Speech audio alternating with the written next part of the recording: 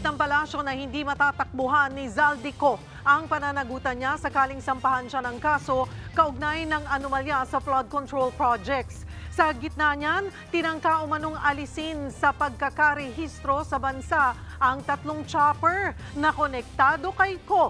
Nasa frontline ng balitang yan, si Marian Enriquez. Habang nasa ibang bansa si dating Ako Bicol Party List Representative Zaldico, may sumubok umanong tanggalin sa pagkakarehistro sa Pilipinas ang 3 chopper nito. Ang pagkakasabi sa akin ng kaap, kaya yun dinidiregister ay may plano silang ibenta.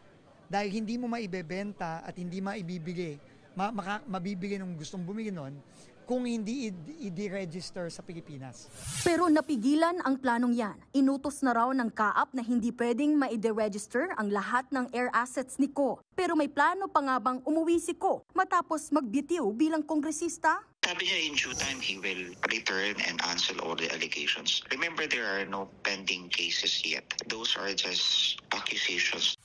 Pero para sa palasyo, hindi matatakbuhan ni Ko ang pananagutan sakaling sampahan siya ng kaso kaugnay ng anomalya sa flood control projects. Kung nababanggit ng kanyang pangalan, definitely dapat niya po itong sagutin. Dahil kung hindi niya po ito masasagot at iiwasan niya, lalabas lamang po siyang guilty.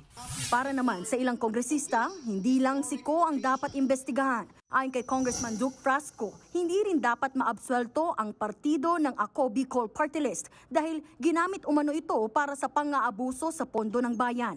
Tingin dyan ng ibang kongresista, I'm not a lawyer, pero parang it does not follow na yung party list ay kailangang imbestigahan.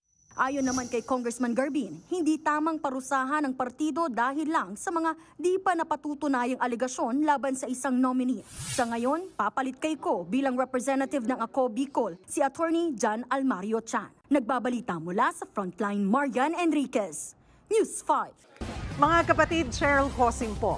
Maging maalam at may pakialam sa mga napapanahong issue at headlines.